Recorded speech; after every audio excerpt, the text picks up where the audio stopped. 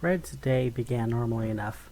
Down in her office, she looked over the files, both opened and closed. Nothing that required any immediate attention, and nothing that was paying anything either. Some bounties on gun stores selling grenades. Tiffany wanted to hang out. Flora was asking Red about some muffins.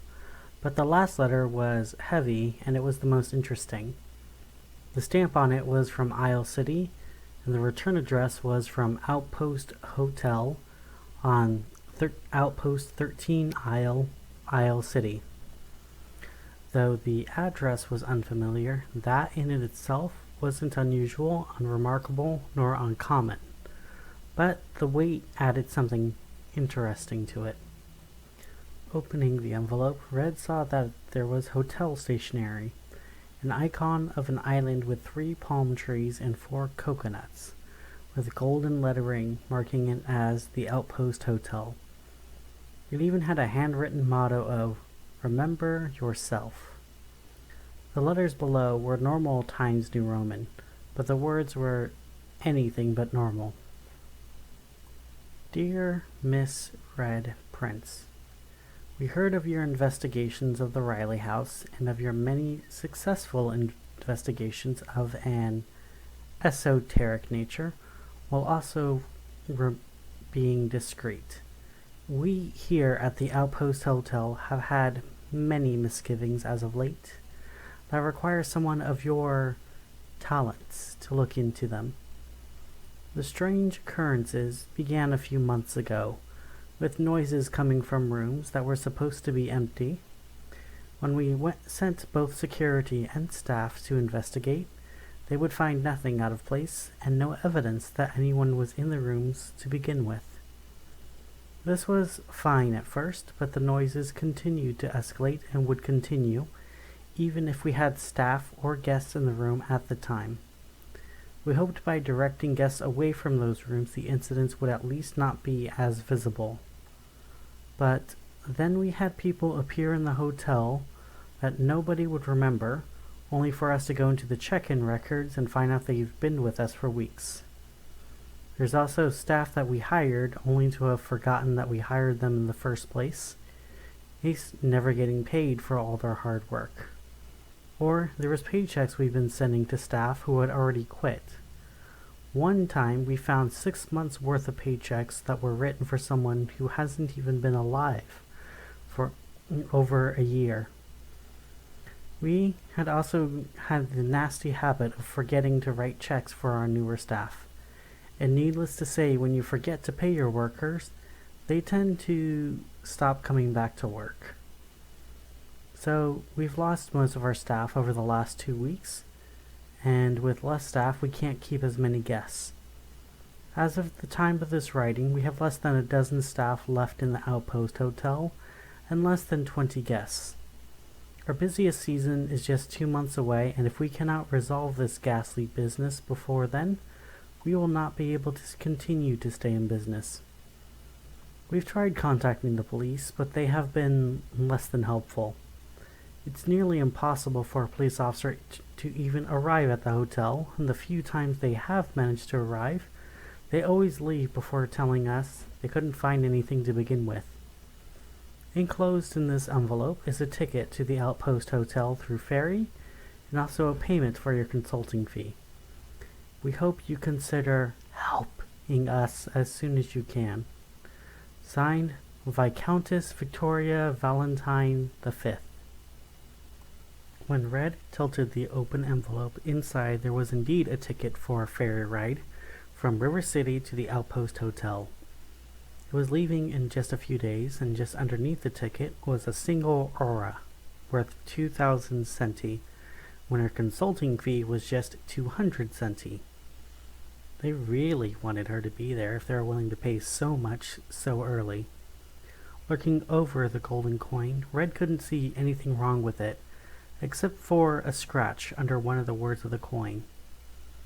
On the tail side of the coin was a 7-pointed star with the motto of the 7 cities: "Remember our past by embracing our future." But there were numerous long scratches on the word "remember." almost like whoever was scratching at it was trying to completely remove the word remember.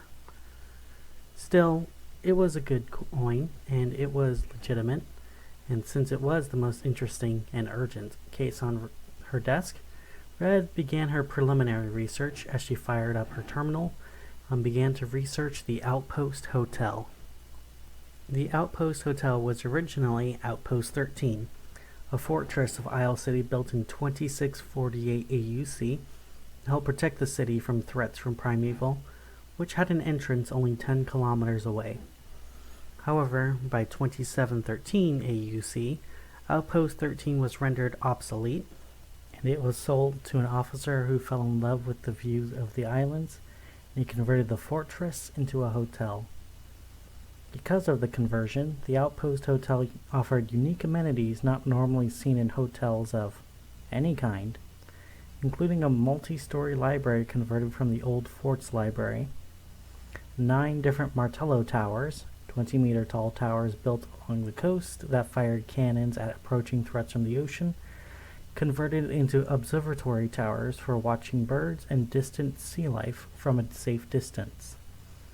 There was a 5-star restaurant that prized chefs from Gaul, Scythia, and Kart Kadesh would compete to just work at, not even lead, just to work at. The artillery field was converted into a national reserve to allow a soothing natural retreat within walking distance from the hotel. There were even underground tunnels from the days of the outpost that connected the different buildings of the hotel and were rumored to go even further out, connecting to bunkers on the outer micro-islands that made up the archipelago. More active amenities of the Outpost Hotel included reef diving, lion-fish hunting, jet skiing, and for the far more adventurous types, day trips and even camping within Primeval itself. The Outpost Hotel was the last stop, and day trips were often launched from the hotel. Whale watching, dive tours, sail races, conventions, graduations, and even parties for the wealthy were all just icing on the cake for this hotel. The isolated nature meant that it had to offer its own amenities, but it seemed like it was thriving for years. But as Red looked closer online, she found where things began to fall apart. 18 months ago, negative guest reviews began.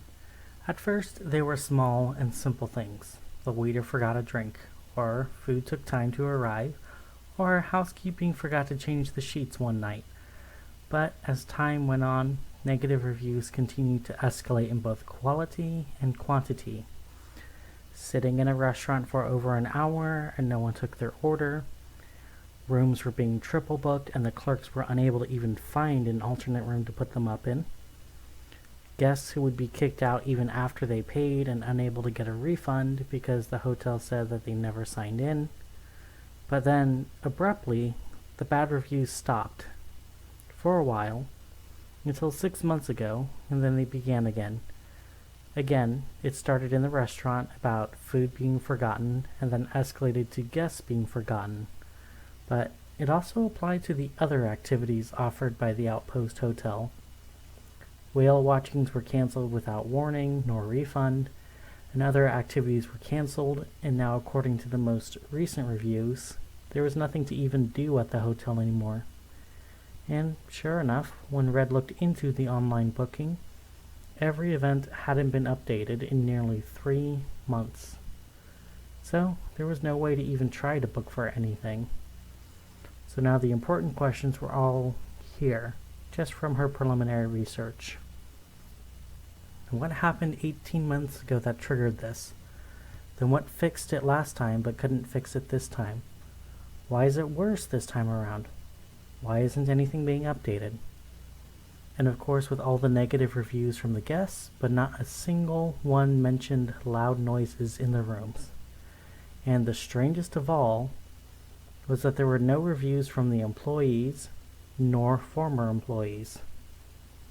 Usually, when employees became estranged due to lack of payment, the first place they informed everyone was on the reviews. But here, it was completely blank. What was keeping estranged employees from reviewing? The Viscountess mentioned estranged employees, and there was no reason to lie about something like that. So, that was something that would need to be followed up on. With this information in mind, Red Prince turned off her terminal and referred to a more traditional means of information. Her books. Going through the shelves, she found the book she was looking for. A hardcover book that was wider than it was tall, with the title of The Effervescent Explorer's Encyclopedia on Esoterica, Exoterica, Enigmas, and Extraordinary Events. Or simply Encyclopedia Esoterica for short. A comprehensive compendium on creatures of an unusual nature known throughout the world. Where exactly Red got it, she couldn't remember. But it had proven useful before, and it was likely to be useful now. The organization system of the table of contents allowed her to not just look things up alphabetically, but also by location. Scrolling past Arcana, past ghouls and goblins, and finally just above Jotun was the location Isle City. And under sublocations, Red found the infamous Outpost 13. Flipping to that page, she found a whole page devoted to the legends and lore of the island. Things that were unlikely to come up in online research. There were a few sentences for the Sukoyant, the creature better known in River City as the Hag. A vampire common in the Tano Sea that would appear in the form of light before drawing people away. There were tales of La Gigapa, a woman with backwards feet that would lead wandering men away. The Lagahu, a man who at night would lose his head and carry chains and a coffin around his neck. All very interesting monsters, to be sure, but also unlikely to be the threat in the Outpost Hotel. Others were legendary Loa of a more benevolent, or at least ambivalent nature, such as Anansi, the spider who kept stories, River Moma, and Baron Samdi, who despite their unusual nature, were powerful enough to create such shenanigans, but they were also too friendly to create such trouble, at least when Red Prince last saw them. And this was generally not their modus operandi. But as she kept following the list of esoterica, she took out her own grimoire, taking notes on things it may be. There was the Duppy, a malevolent spirit or demon that appeared in the form of a dark shadow instead of fog or wisps. They would come in the forms from mischief to life-threatening, and many of the events described could easily be the work of a Duppy. There were also Hupias, spirits of the dead who would also appear in many different forms, including faceless individuals, dead loved ones, bats, or any form they could use to sneak up close on people. While they were known for kidnapping, they were also primarily vegetarian, and they were rarely this hostile, unless something made them angry. There was always a possibility of a Nahual, nasty shapeshifters that could take on many forms, but primarily chose a jaguar. They were said to have a great deal of magic, and even though they were a lot more common near Tenoctlan or Zama, it was not unheard of them to find their way into Isle City. Flora told Red about one that she killed in a parking garage not too long ago.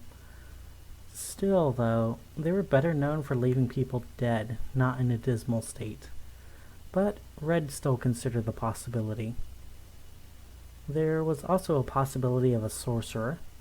The Tano Sea was full of magic from all over the world, and being so close to both Primeval and Guinea, the possibility of a powerful spell or spellcaster wandering to the Outpost Hotel was certainly not out of the question.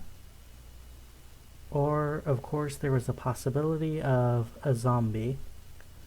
While most monsters of the Tano Sea could be described with a few sentences or even a paragraph, zombie had its very own chapter, mostly because the term was used to describe hundreds of unrelated phenomena and creatures that were all called zombies by someone.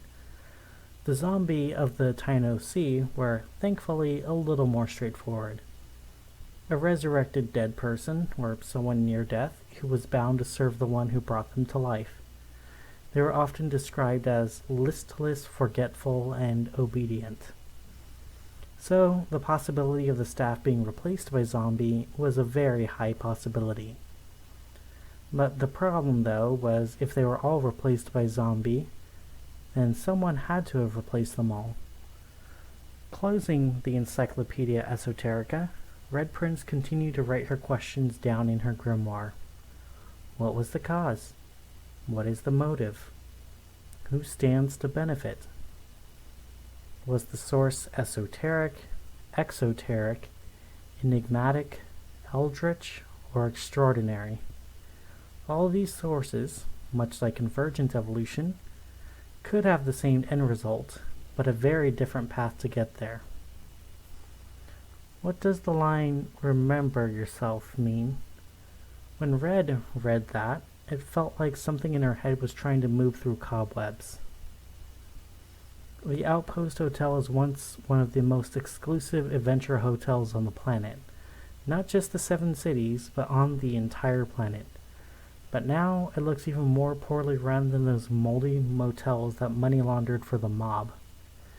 A supernatural force certainly was possible, but so was a more mundane managerial explanation. But one thing was for certain. Something was happening, and something would mean that there was something for Red Prince to solve.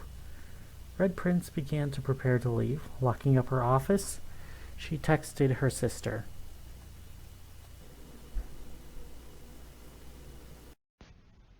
Pack your bags, Fallen Grace. We're headed to Isle City.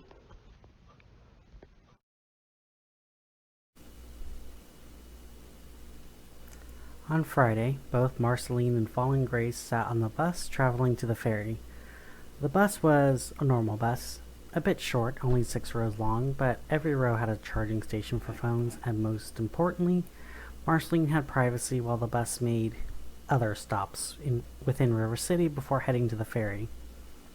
Looking around and knowing that no one was paying attention to a woman as unassuming as Marceline Genevieve Pierce, she opened the outer pocket on her jacket and peered inside. Laying there inside with her own phone was Fallen Grace, Marceline's big sister. She was adopted by Marceline when she was young, and despite all of her mischief, she was a great sister, even though they couldn't look any more different. Where Fallen Grace was white with blonde straight hair, Marceline was black with dark curls. Where Fallen Grace had pale skin with borderline microscopic freckles, Marceline had dark brown skin without freckles. Where Fallen Grace dressed like a punk with mini tank tops and ripped doll jeans, Marceline dressed more conservatively, choosing skirts and blouses. Where Marceline was quiet and thought before she acted, Fallen Grace was usually loud and acted without thought at all. And where Marceline was a witch with her own magic, Fallen Grace was a 4-inch tall fairy with broken wings. Peering into her pocket, Marceline nodded to her sister, who responded by laying back and lifting both hands, fists up with the middle finger extended while she lightly kicked Marceline's chest. Clearly, she was very bored, even with her miniature phone. Her wings buzzed lightly behind her for a moment.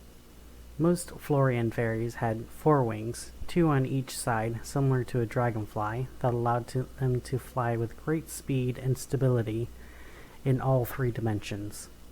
Fallen Grace's bottom 2 wings were torn away a long time ago, the stumps hidden by her tank top. Her 2 remaining wings were still visible, but she wasn't able to fly with them by normal means. It would barely get her a few feet at a time before she would need to land again. But fortunately, she didn't need her wings to fly, but she was still very sensitive about the topic. So Marceline, usually, didn't bring it up. But in that moment, she was considering how rude Fallen Grace was towards her. You know you didn't have to pay anything for this trip. The least you could do is be patient. Marceline whispered to her big little sister, who only responded by sticking her tongue out and calling out with her quiet voice. She was louder than one would think for such a small fairy, but she was still quieter than normal human speech. You know, you didn't pay for this either. By that logic, you should be hiding also, Fallen Grace said before kicking Marceline's chest again before turning back to her tiny phone. An advanced piece of nanotechnology with all the functions of a smartphone at less than 1% the mass, and Fallen Grace was still addicted to it. On one hand, it made some sense. She didn't have very many friends who were fae, and most Tippecam couldn't handle the idea of a fairy being real. At least, not without causing harm to Fallen Grace. But she still found a way to earn an income, and most months she would actually surpass what Marceline could ever make as a private detective.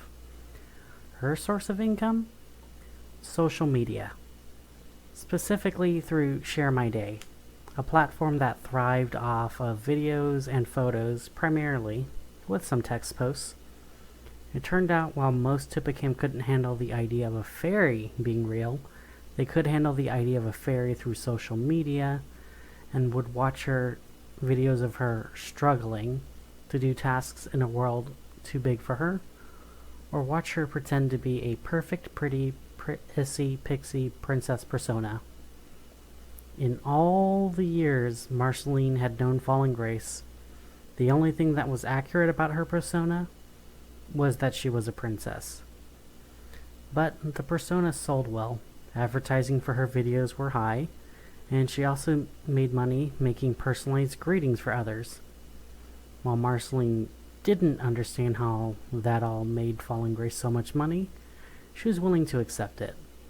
But she wouldn't want to be in the fairy's place when the tax collectors came to collect coin owed to Caesar. Already, Fallen Grace was recording a video in the pocket, and curious about what her sister was whispering, Marceline put in her headphones and turned on her phone to listen to her big sister's video. Well, here you can see my one-star transportation. Mark decided to hide me away in a pocket. To save money. She said those last words with air quotes. It's not my fault there's only one ticket, but come on, there's gotta be somewhere more comfortable than a pocket. What, were you out of cages, boxes, and suitcases? Do better next time, sis, Fallen Grace said. Marceline responded by closing her pocket, plunging the pixie into darkness. On the video, she was plunged into darkness for a moment before she turned on her phone's light and continued to speak. Well, that was awfully rude. But yes, we're on our way to the ferry. Hopefully I can show all of you beautiful people more of Isle City that way. I've never been, but I hear it's beautiful. Fun fact though, Isle City was founded by merchants from Karts Kadash who needed a settlement to act as a halfway point between the continents of Vespucci and Sealy. It's the second oldest Europa settlement on the continent of Vespucci, just after Vinland itself. Nowadays, it's famous for its beautiful beaches, the coastal guardians, and astounding islands. Despite the name implying the territory all being on one island, the territory of Isle City covers over 2,000 unique islands, keys, and archipelagos, many of which them are still unmapped by humanity, making Isle City the largest city of the Empire in the Seven Cities. But be sure to stay tuned if you don't want to miss more of these mysterious islands unraveled. Fallen Grace finished before ending her livestream, and just in time for the bus to finish and arrive at the ferry. The end of the Mississippi River that gave River City its name met the Tonneau Sea in a large delta that had thousands of ships and boats everywhere. Some were small crafts meant to carry one family out into the harbor. Others were medium paddle boats that allowed gambling, when in River City, gambling was only allowed on the water. Then there were ships that both gave birth and kept River City alive. Large tankers that carried goods to the Swamp City and Cathedral City to the north, but also followed the city out to the Tonneau Sea to bring other goods to Isle City, Imperial City, and Garden City, all along the coast. Unfortunately, with all this industry, also brought foul smells. The smell of dead foul fish, the ship sludge, human waste, garbage, smoke, grease, and gods know what else, all made the pair to the ferry smell very strongly. Holding her nose, Marceline made her way to the ferry boat. The Amerigo was the name of the ferry. Already, a few dozen people were there, and Marceline showed her ticket to the man in the front of the boat, who simply waved her along. Apparently, no one here has heard about what happened on the Naglafari. Red whispered to herself, before Marceline caught herself. Red was not supposed to be out yet. If she didn't guard her thoughts, she might be thinking as Red all the time, which was a thought that terrified Marceline, but excited the Red Prince. The Amerigo had a large cabin with seats and air conditioning for the passengers that wanted it. It was already crowded by the time Marceline got there, but Marceline much preferred being on the seats on the outside. In addition to seeing the sea that Marceline enjoyed, she also enjoyed the fresh air and the feel of the breeze. Plus, it was a lot easier to hide Fallen Grace out here. Less people meant less likely for anyone to see Fallen Grace. Plus, Marceline wasn't comfortable being around so many people that she didn't know. Out on the deck, she could watch the sea for the next few hours. She watched as the gray waters of the River City Delta gave way to the deep, mysterious blue of the Tano Sea. The sea that gave birth to nations, but could also just as easily drown them in a single day. The ferry visited stop after stop, first to some of the island nations that populated the Tano Sea, and then it traveled to Isle City itself. Here, the blue lightened, and Marceline could see the bottom of the ocean, where manatees, turtles, stingrays, and other amazing creatures all swam with all the joy and safety of the world.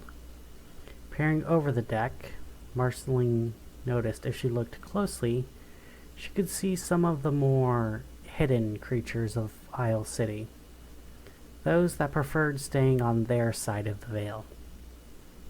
Moving with an aggregation of manatees, Marceline could see long straight hair, dark skin, and bright scales moving with the manatees. The mermaid, careful not to be seen too closely by human eyes. Marceline could also see just below the sand the slight movement of something very large, very ancient, and very powerful. As it continued to sleep and dream of the world before man, likely to sleep until man was long since gone. Marceline could also see on the distant horizon ship graveyards that contained vessels from every era and every nation, areas that were far too dangerous for anyone to even attempt to visit. The wreckage too dangerous to ever salvage by man, but used by the sea to turn the gray steel into colorful coral. Still, the ferry moved forward, and more people were left in it until it was just Marceline and Fallen Grace, who had fallen bored and asleep hours ago. The sun continued to set behind Marceline as she saw more and more evidence of the darkness behind the veil as it neared the ferry. She could see large pointed rocks, each of them almost large enough to be an island, overgrown with lichen and seabirds. But as the ferry passed by, she could see that what she thought was a chain of large rocks was actually the ancient spine of a large, long-dead sea creature, so large that even in death its body was an ecosystem. The ferry passed sandbars that once held bunkers, leaving nothing but crushed concrete and shattered steel to mark their location. And still the ferry continued. Far from River City, the ferry became coated in fog as it approached a distant lighthouse.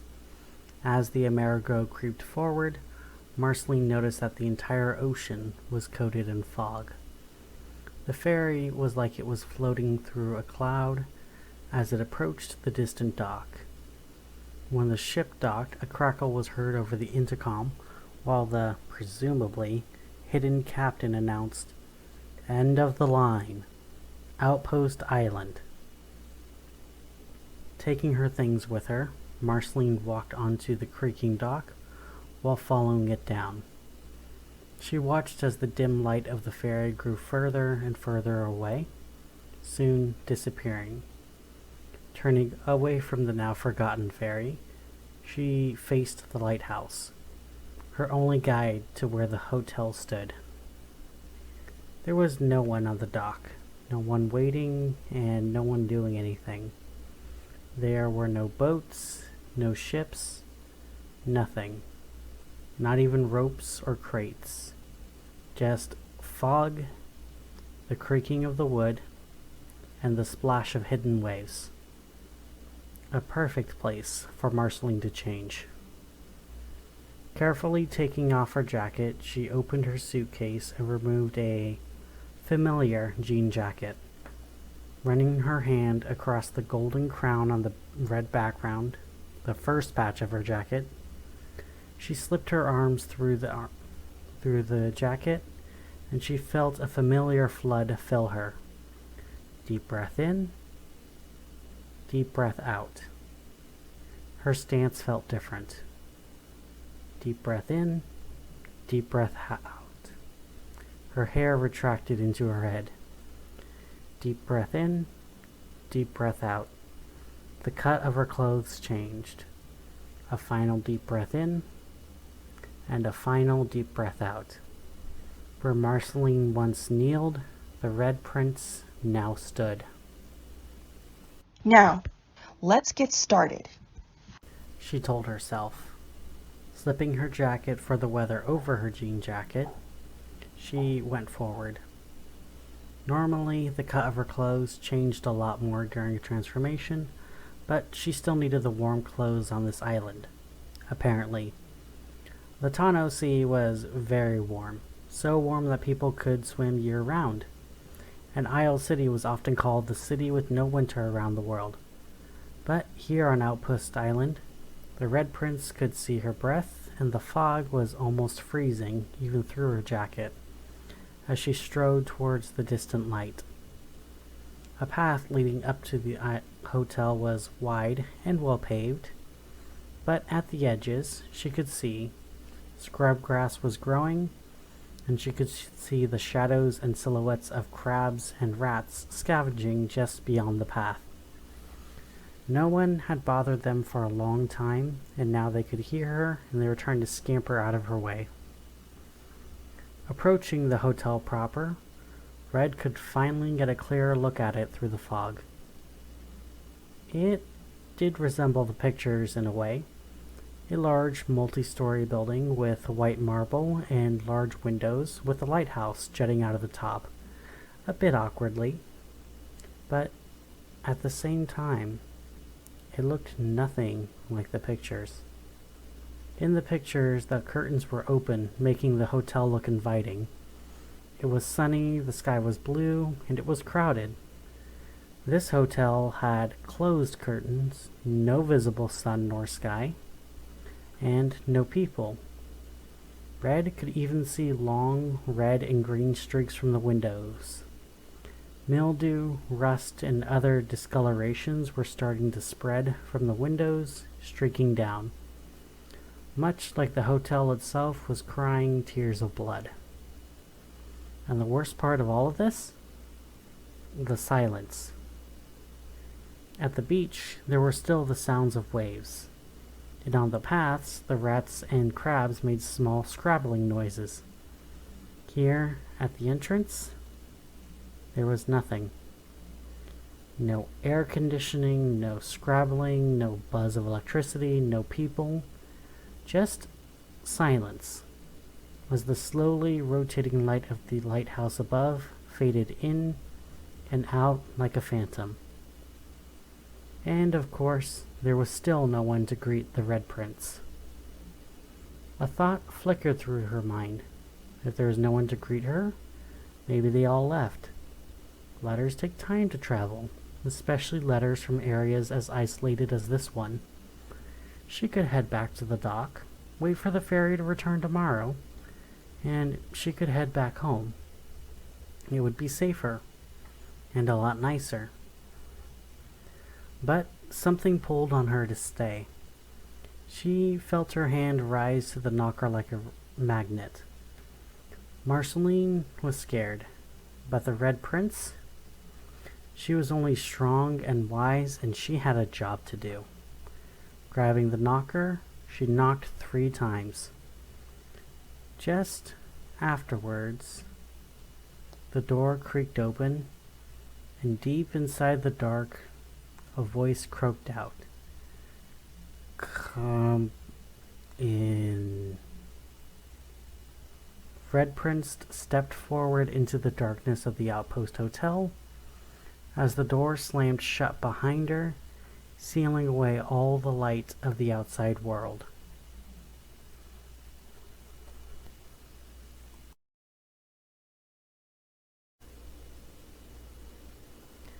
The inside of the hotel was dark and almost damp from the cold, wet fog. The windows all had their curtains drawn, but that didn't hide the fact the windows all had a long red, green, or black streaks growing well beyond the borders of the curtains. The fluorescent lights buzzed, and every third light or so flickered more than it shone. Maintenance of the hotel looks like it hasn't been a priority for a very long time. The yellow wallpaper was starting to peel, revealing the old gray concrete underneath. Built from the days of the fort, looks like it was a lot less of a conversion than it was a covering. Whether this was useful or simply interesting, Red Prince filed it away as she followed the hallway to the distant sign marked reception. The reception area was much of the same as everything else. Peeling wallpaper, long streaks from the windows. The chairs were leather, and they looked like they were comfortable a few years ago. But now the legs were brittle, the leather was practically moldy, and it looked like the chairs would collapse at any moment. The desk itself had an old-fashioned sign in book, with a red leather on the cover. The bell was bronze and faded, with decades of fingers having dented, discolored, and dinged up the bell. When Red pressed it, trying to get the attention of the receptionist, but instead of a clack of the bell, there was nothing. There was no clacker in the bell. Is there anyone there? Red Prince called out, expecting her voice to echo through the halls of the hotel. Instead, her words felt dead to her own ears, like the hotel was swallowing her words. Who called for me? She called out again. Her words fell on non-existent ears. Glancing over the sign-in book, she skimmed over the last few entries. Until about a month ago, most people signed in for a few days and then left. But starting a month ago, it got less and less common for any guest to come. Then 2 weeks ago, there would be people who would sign in, but they would never sign out. The last person to sign in was only 2 days before. Making a note of the person's name, Red heard someone walking towards her. Turning to face them, she saw someone approaching in a red and gold uniform, wearing a large red, almost gnome-like hat. Her name tag was Manager Crystal Campbell, a short white woman in her 50s who had a tired face and even tireder eyes.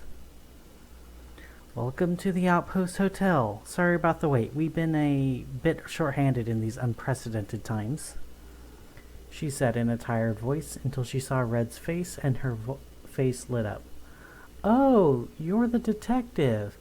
That's wonderful news. I'm Crystal Carla Campbell, the manager and owner of the Outpost Hotel. As you've probably read in the letter, we've had many strange things happen, but it's gotten worse from when I sent the letter out to you in River City." Worse? In what way? "Well, for one thing, we more or less lost all contact with the outside world. Phones, radio, internet, satellite, all down. We only get the ferry here once every week or so.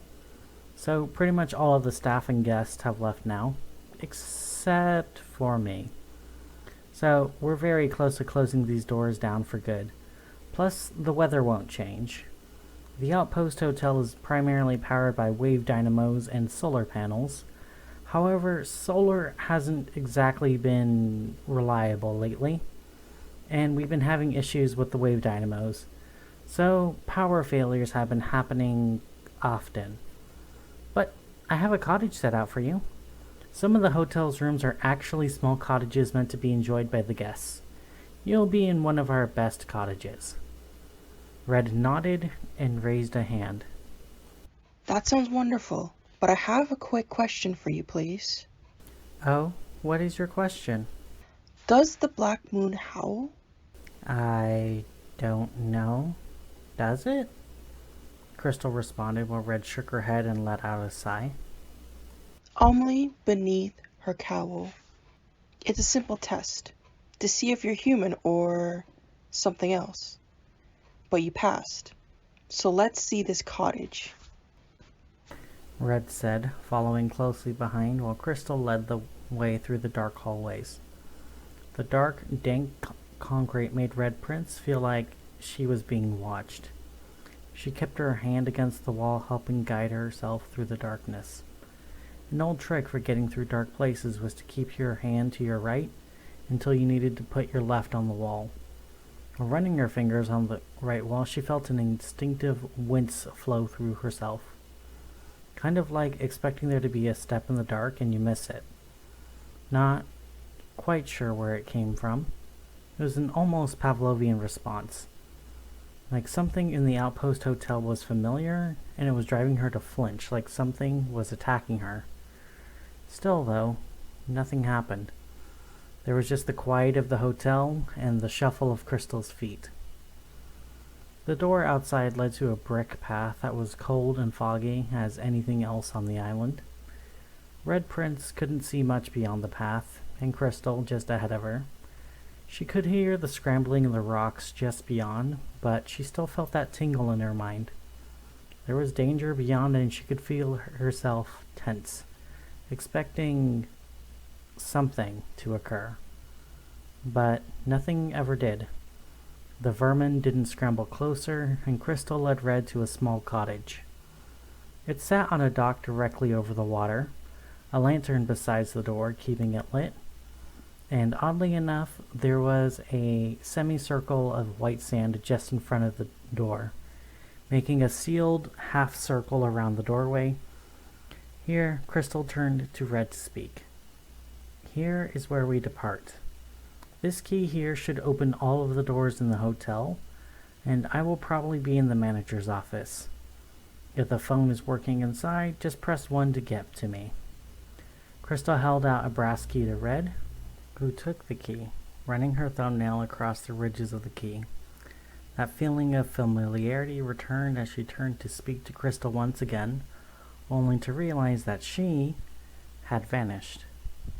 Well, time to get inside, Red said to both herself and her hidden sister. The Red Prince left her shoes just inside the sandy half circle, but she was careful to leave her shoes outside the room. Creatures like the Duppy and the Succulent had backwards feet, and if they saw shoes, they were usually unable to enter the house because they spent all their time trying to put the shoes on that would never fit. Inside the cottage, the lights came on, and the room looked like any other hotel room that Red Prince had seen before. A large bed, a television across from the bed, a door that would lead to the bathroom, and another door that would lead to a closet. It was larger than most other hotel rooms, but Red was certain the luxury here mostly came from the services offered by the hotel rather than the room itself. Very few people in her experience go out to a place with a hotel to stay in the hotel room the entire time. Setting her briefcase down on the bed, she opened her pocket and dumped out her big sister. Coming out, Red Prince said, while she got busy with her grimoire and sitting on the bed while she filled out what she did figure out about the Outpost Hotel. The island is definitely under some kind of enchantment. Meteorological anomalies of this nature don't endure indefinitely unless there was magic involved. Even mad science required a power source and a very large, very obvious machine, creating the weather anomaly. The only thing large enough to hold something like that was the lighthouse, and it wasn't generating enough noise for that to be the case. Then there was the fact the manager was very clearly lying to the Red Prince. Fallen Grace was flying around the room, opening drawers, trying to find something interesting. This only brought a mildly annoyed grunt from Red Prince while she was compiling what she learned and the questions she still had. Crystal Carol Campbell said she was the only one on the island for months. Yet the sign-out book showed that only 2 days ago someone had signed in. There was no way one person could be managing a hotel all by themselves, even if there were no guests. The lighthouse was on and still going, and those typically had to have a keeper keeping it going. She mentioned wave dynamos, which were a sensitive technology that required human intervention just to keep functioning. So, the likeliest explanation was that there were other people in the Outpost Hotel that the Red Prince wasn't supposed to meet. So, where would they be? Glancing over at the map of the Outpost Hotel on the back of the door, Red made marks where they would most likely be hiding. The lighthouse was central on Outpost Isle and would need someone to keep it running.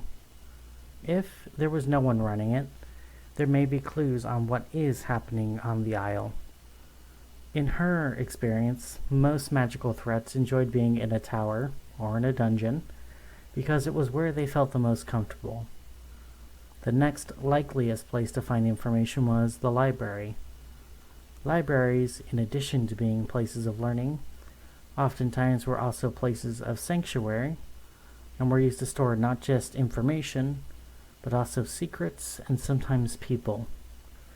This was true in the exoteric world, and in the esoteric world, libraries were for all intents and purposes temples. Magical artifacts, books, charms, and enchantments were often kept inside of libraries. And any decent librarian would also be one of the last of the staff to leave their duty. Then there were the Martello Towers around the edge of the island. If you wanted to affect the hotel without hiding within the hotel, the Martello Towers were a natural place to start. They were sheltered, away from the hotel enough people were unlikely to stumble across you, but also close enough that you could reach the hotel in any weather fairly quickly. But then there was the final place, the underground tunnels of the isle itself. They were not listed on the map, but Red knew an underground location, likely hidden behind locked doors, in a place people were never going to seek out unless they were searching something out.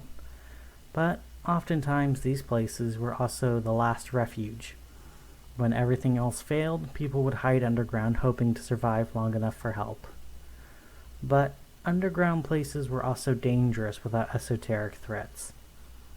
With esoteric threats, there was a reason it was last on Red's list. "Do you want to play cards?" Fallen Grace asked, flying by, holding a deck of pontoon cards while Red waved her away. "I'm busy," Red said, while looking over her notes, trying to see if she was missing anything. Fallen Grace responded by sticking her tongue out at her and sitting down right next to Red, ripping the cardboard box open. "Wait, something's wrong," Fallen Grace said, showing Red the card box. Sure enough, inside of the card box, a lot of cards were missing. At first, Red was going to dismiss this. The pontoon cards kept in hotel rooms were often missing a card or two. Except as Fallen Grace dumped the cards out on the bed, a card fell on Red Prince's lap. The card that landed was an ace of spades, landing upside down so the tip of the spade pointed towards Red. Picking up the card and about to give it back to her sister, she saw that something was written on the back of the card. Getting a closer look at it and reading the very small lettering, Red Prince saw that there was something written there. The more she read it, the more she felt it pertained to the case. What's seen can be unseen. What's hidden can be found. Hear what's not here, and discover who seeks to hide underground. A prison that was never made to imprison, where the living are tombed. What lies with swords is truth. What buries the swords brings your doom. MGP. What does any of that mean? Fallen Grace asked her younger sister, who read the lines to herself a few more times, before Red quickly flipped through all the cards remaining. Sadly, no other notes were found, but what Red did notice was that none of the other cards were spade. All of the missing cards were spades. I don't understand all of it, but the structure feels like it's a witch's riddle. The first half of the line is a contradiction or oxymoron. The second half is an action. Where you can find the contradiction in a way that makes sense, you're supposed to be able to do the action. We have to figure out what they all mean, and I feel like it'll all mean something. One thing I know for certain. Red Prince flicked the card where the spade was, causing the card to move slightly in her grip. Another term for the spade in a pontoon deck is a sword. It represents a weapon. So what lies with the swords is the truth. That means the other spade carry some vital information. But what buries the swords brings your doom. Likely means whoever is hiding them is dangerous. Falling Grace sat on the bed, scratching her head, a bit confused by the statement, but she shrugged. Okay, but how do you know this is a real thing? For all you know, someone planted that there to throw you off the path, Falling Grace pointed out. Well, I don't. All I know is that I have proof that the manager was lying, and I have no proof that the card is lying. Flipping the card into her grimoire, Red made her decision. The first place she was going to investigate was the library. A prison that was never meant to imprison. Now she just had to find where the living were tombed. It took a lot longer to find the library than she expected.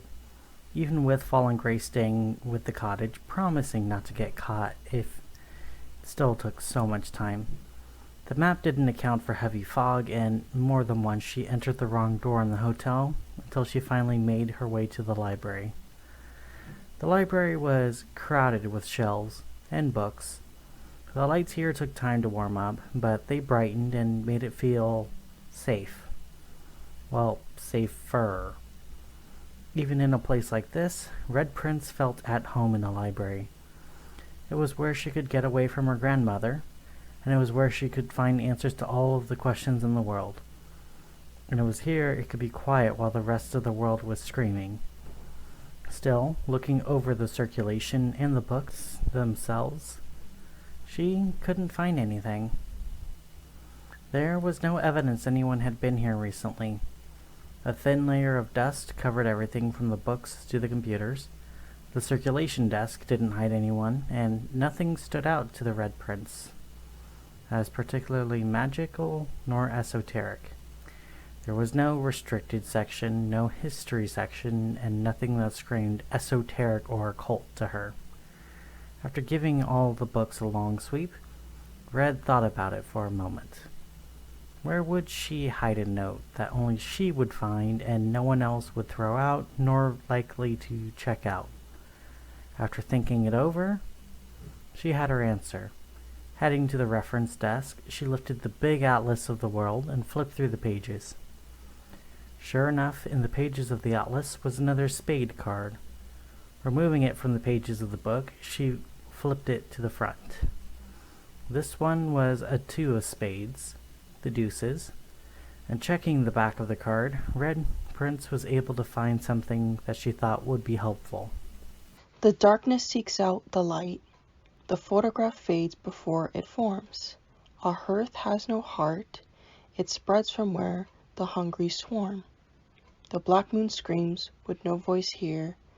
The cause isn't the storm. It watches me with no eyes. Something arcane has been born. MGP. Red studied the card for a moment, seeing if she missed any lines as she heard something move around the shelves. Sitting quietly, she waited to see if it would reveal itself or if it would keep trying to remain hidden. Sitting quietly, she watched as it revealed itself. An old woman in a tweed jacket and spectacles stared blankly at the Red Prince, not quite comprehending what was happening, but at the same time aware that something was happening. Red stood up and addressed the woman. First, she waved, and the woman remained still. "Are you all right?" Red asked the woman, who still didn't respond, still staring blankly with no comprehension. So the Red Prince decided it was time for the 5-word test. "Does the black moon howl?" This time the woman did respond. She lifted her hands to her ears and she screamed with no words before turning away and running while she screamed. "Well, that's a new one," Red said as she ran after the woman, hoping to catch up before she disappeared.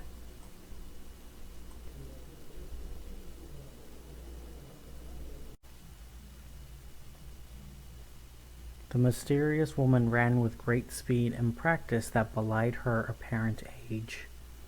In any other circumstance, she may have outrun the Red Prince with ease, especially that she was not expecting to run through a crowded library and then through dark hallways.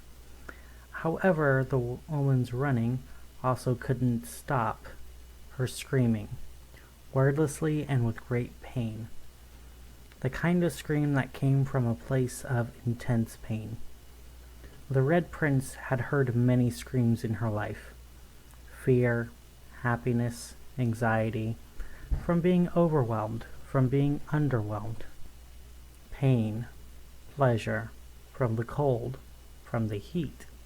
Screams from the beginning and the ends of life. Screams that occurred from beyond life or death, in so many variations and so many mixes of all of those screams. So she was certain that this was from a place of confusion and pain. The woman didn't recognize where she was or what was happening, only that she was in pain and that she needed to escape it. Red was very familiar with this kind of scream.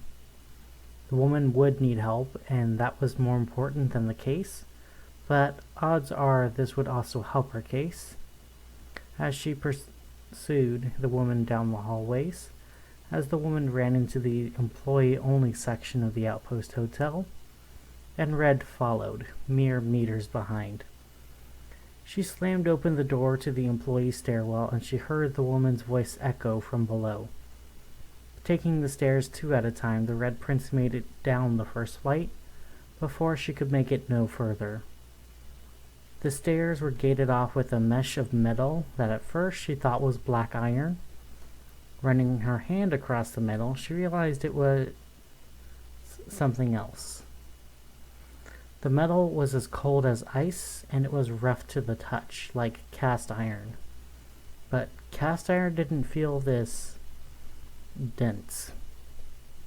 Something was very wrong with the metal. It smelled like copper, but it didn't bend like copper. And the metal was dense, and as dense as cast iron was, it wasn't quite this dense. The only metals that she knew about that were this dense were not safe to the touch. Red removed her hand at this thought and looked closely at the lock on the gate. It was very old, and that was clear from the mold forming around the keyhole. If Red was to guess, the mold was decades old, but the metal itself looked untarnished and untouched by time. Taking the brass key out, she inserted it into the old keyhole and twisted it. Nothing. The key wasn't made for this lock. Clearly, there was something past here she wasn't made to see if the key Crystal gave her was not enough to open the lock. So, the Red Prince put the key away and peered through the bars the best she could to look down the steps. The stairs, in sharp contrast to the mysteriously mighty metal mesh, were definitely aged and looked like they should be condemned. The concrete was more gravel than concrete, and the rebar was rusted and near useless. How the woman got down the steps without tetanus or falling was beyond Red. She glanced at the wall, hoping for something that might come in handy.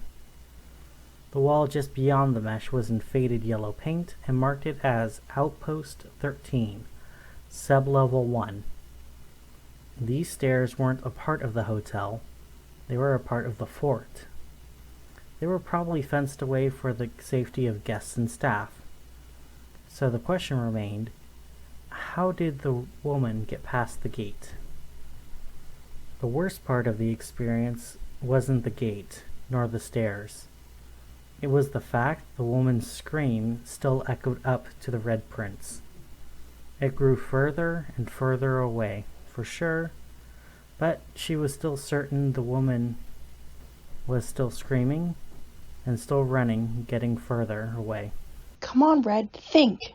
Marceline whispered to herself behind her mask before she cleared her throat and calmly walked up the stairs rather than down. If there was a down and an up, maybe something above would tell her about what lies below. As above and so below, and all that. The stairs up here were in much better shape. The first few flights were concrete steel, but then they were covered in worn but warm red carpet. The higher she went, the brighter and cleaner it got until the final floor. The top floor had a single unmarked door. Trying the doorknob and realizing it was unlocked, Red Prince opened it and began to step into the room. It was an office, a row of filing cabinets and an untouched carpet. Red took a quiet step inside and took an additional step, waiting for something to happen. When nothing did, she continued to the filing cabinets. They were marked alphabetically but were otherwise unmarked. A perfect place to find more information.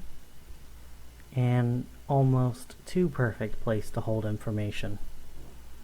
Red hesitated just in front of the desk, while she peered behind herself and let herself feel everything around her.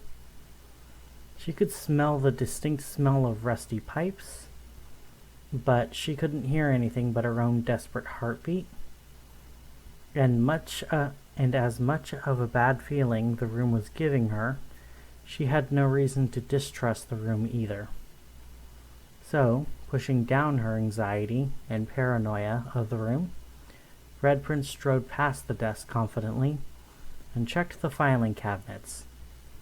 Starting at Z and working her ways towards A, the Red Prince checked all of the file names to see if she could find anything interesting. The cabinets were surprisingly empty, and none of the few files had anything that interested her. At least until she made it to B. And then she found a single file that was marked with something that caused Red's breath to catch in her throat. Black Moon Prison? She whispered to herself as she snatched up the file and opened it eagerly. She knew almost nothing about Black Moon Prison, but the rumors of what it contained was something that she knew was worth investigating.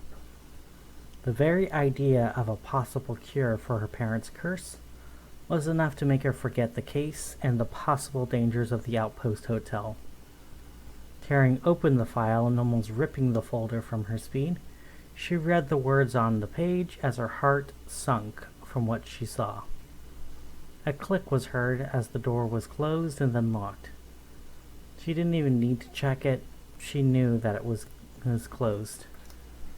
When the walls began to rumble and slowly close in, the Red Prince dropped the file and the single piece of paper within that read, "Caught you."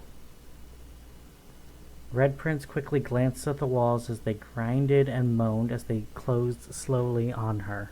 What in the flying fairies ass crack? Red Prince said while glancing at the walls and trying to find a way out.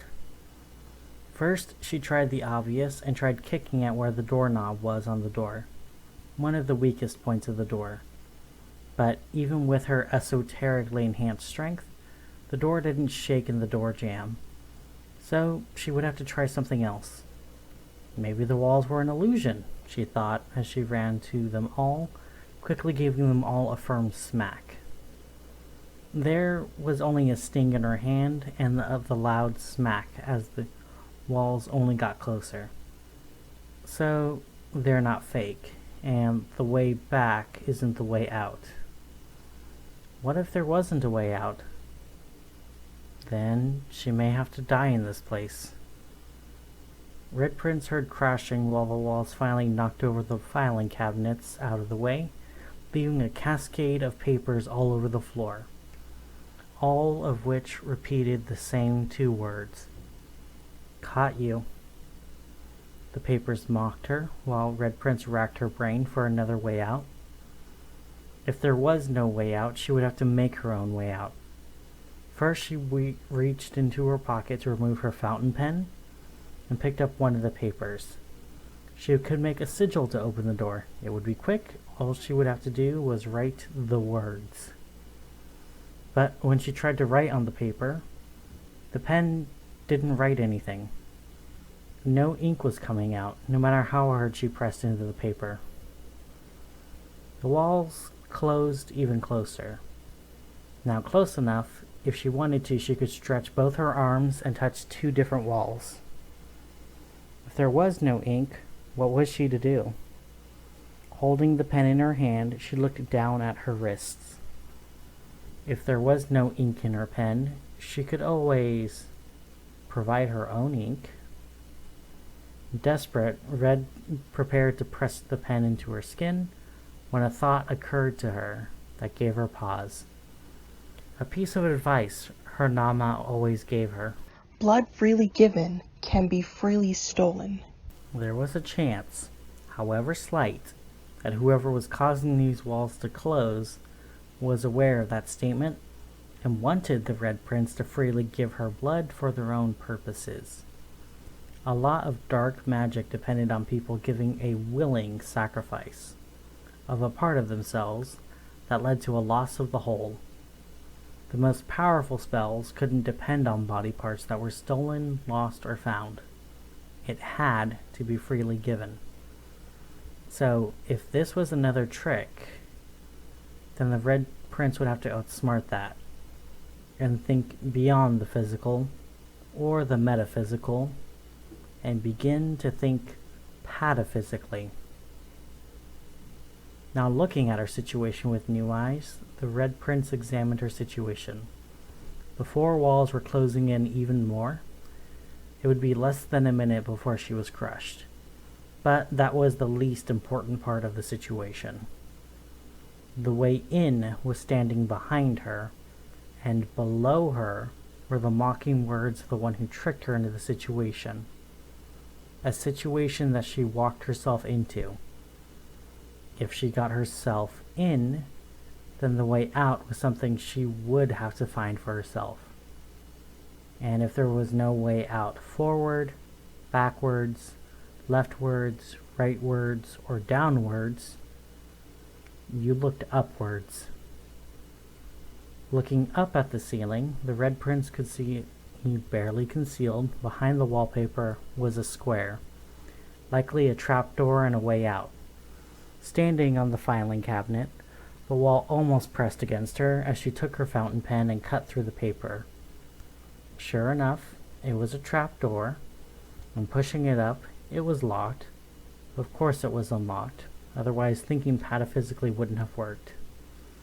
Now pulling herself up, she found herself in a dark and dank room, just as the walls below crushed the filing cabinet, and the Red Prince looked over the room, and she found herself not in just any room, but in the lantern room of the lighthouse. The bulb swung in its internal rotation, and the glass door led to a winding steel stairway that led out of the lantern room and would likely lead back to the hotel. At first, Red Prince was tempted to go outside, but then she paused and looked over the room again. If the way up here was so heavily guarded, and then the way out was so easy, then there was something here she wasn't meant to see. At first, it looked like there wasn't anything in the lantern room, just the lamp itself and the glass panes. The light was far too bright to look at directly, and the floor was normal as far as she could see. But crawling closer to the panes of glass, the Red Prince saw that when the light passed through the glass, something was visible for just a moment. Getting closer to the glass, she waited for the light to pass by, and after it went by, for a moment, the image on the glass remained visible. Red examined the foggy image from a distance, but as she got closer, it got clearer, and for the second time that night, her breath caught in her throat. On the glass were the words, "Help us," written thousands of times, crowding every square centimeter of glass. Every single one was written in a different handwriting, but they all said the same thing. Help us. And the fact that the Red Prince was able to read it properly from the inside didn't mean that whoever wrote it was on the inside of the hotel. Whoever or whatever wrote those lines wrote it on the outside of the lighthouse, trying to get in. Soon afterwards, the Red Prince was standing in front of Crystal Campbell in her office. While Red Prince explained what she found, Crystal only looked bored and continued to fill out her paperwork in front of herself. Apparently, the Outpost Hotel was still a busy place for paperwork, even when nothing was happening. Somehow, that reminded Red Prince of Lieutenant Lou Tennant, always working on paperwork, even when there was no logical reason to. Someone was down in the old tunnels beneath the Outpost Hotel. I think they might be using it to hide out or even as their own base of operations. I've never knew anyone who responded to the 5-word test that way. And the key you gave me doesn't open that gate. Do you have a key that allows access to the tunnels? Crystal glanced up at the Red Prince and simply shrugged her shoulders. There is no key down at the old fort. When I inherited the hotel, all of the keys to the old fort were long since lost. Trust me, if they weren't lost, we'd be selling ghost tours down there. Ghost tours? Yeah, the old fort is supposedly haunted by the ghosts of soldiers who died. The tunnels used to connect the main fort to the Martello Towers and to the other bunkers. Maybe some of the Martello Towers still connect? I seem to remember that the southern tower was being excavated by archaeologists from Madrigal Inc. a few years ago, Crystal explained. Wait, it was evacuated? Why isn't it being activated still? Archaeologists aren't exactly known for being scared off by the dead. Crystal's face scrunched up as she struggled to remember. She stopped working on the paperwork as her eyes closed while she struggled to remember. I don't remember. I think it was too dangerous or something like that. If it was dangerous, why didn't you evacuate the Outpost Hotel? Maybe it was only dangerous to the archaeologists? I wouldn't keep the Outpost Hotel open if it was dangerous to everyone, Crystal said. Red remembered the endless scrawls of "Help Us" on the glass and how she already knew that Crystal was a liar. So she may be lying here. Or maybe she's telling the truth, because even liars can tell the truth. Still, though, this led to a new place for the Red Prince to investigate. So the South Tower is where I should check next. And if it's okay with you, can you guide me to the kitchen so I can make some food for myself? Oh, yeah. Sure, Crystal said as she guided Red Prince through the halls to the kitchen. The dining room was one of the most haunted rooms that the Red Prince had ever seen. The chandelier reflected what little light there was, and it reflected off all of the white sheets that covered the chairs and tables, casting phantoms, shades, and ghosts throughout the dining room, while Red followed Crystal. While she knew it was safe, something deep in her still felt a lot of fear of this room. This dining room reminded her way too much of the Crossroads dinner theater. When the door to the kitchen opened, Red more than half expected Mr. Knight to be standing behind the door with his faceless smile. But no. It was a normal, large kitchen with stainless steel appliances and tables. Crystal gestured to the large walk-in freezer and fridge and to the cabinets over the oven. There's still some food in the freezer and some spices over the oven. Normally I don't do this, but this is not normal circumstances, Crystal said before turning to walk away. Wait, you're not staying? Marceline squeaked before the Red Prince took over again. You're just gonna leave me here? Red Prince asked. Well, I have more paperwork to do, and it's just a kitchen. I'm sure you can handle it, Crystal said as she disappeared into the darkness of the dining room. Red Prince turned back to the quiet kitchen while her shoulders slumped, and she got started. The walk-in fridge had some bread, cheese, and eggs that Red was ready to start cooking on the stove. The kitchen felt spooky. Every noise, no matter how slight, made Red Prince wince. It was like every shadow was judging her and waiting for her to do something that was worth attacking her. But she still grilled the bread and cheese in the pan along with the egg. But when she checked the cupboard, she couldn't find the salt. She found garlic, onion, cinnamon, and various other spices in the cupboard, but no salt. She found where it was supposed to be when the location was marked as being for salt, but the salt itself wasn't there. Still, though, she was able to spice up her egg sandwich with some extra cheese on the side. Leaving her pans in the sink, Red Prince turned away with the sink, with her sandwich and cheese on plate, just in enough time for all the lights to go out. At first, Red simply paused, waiting for the lights to come back on. But after 2 minutes of standing in the dark, the Red Prince whispered the words to bring forth a will-o-wisp to help guide her back to her room.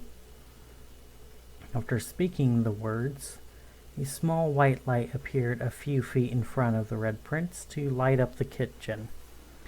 But the light floated mere inches in front of the face of the woman that Red saw earlier. Who are you? Red asked the woman, who only stared glassy-eyed at nothing. Red waved her hand in front of her eyes, and they didn't so much as twitch. Normally she would do the 5-word test, but knowing that last time she ran away, she figured this wasn't the best idea right now. But now that she had a closer look at the woman, she could see the woman had clammy skin, glassy eyes, and an unresponsive state. This matched very closely to a creature of local lore. Breaking off a piece of cheese, she held it out to the woman, offering her some food, while also hoping that the woman didn't lash out, or worse, try to bite the Red Prince. Here, have some cheese, Red offered. The woman stared for a moment before reaching her cold hand out as she lifted the cheese to her mouth, and she bit into it and dryly swallowing the cheese. Once eaten, color began to return to the woman's cheeks, and her eyes cleared as she focused first on the light and then on Red as the woman's breaths once again became audible. Red's hypothesis was correct.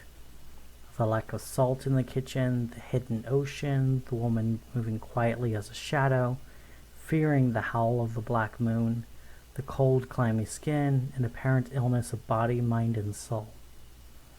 These were all the signs that the woman was a zombie, under the influence of a sorcerer. Her mind and body were under the sorcerer's will, but her soul still lived beneath, somewhere. There were 2 major ways of breaking the curse. The first was that the zombie would see the ocean and be free, or that they would taste salt. And with the island surrounded by fog, there was no way to see the ocean. And although the salt was taken from the kitchen, likely from the sorcerer themselves, odds are the sorcerer either didn't know or forgot that salt was also in cheese. There you go. You're free. Is there anything you need me to do for you? The Red Prince asked. The woman croaked as she tried to speak with her atrophied vocal cords. It took a few tries, but she was able to get out a breathy whisper. You need to leave.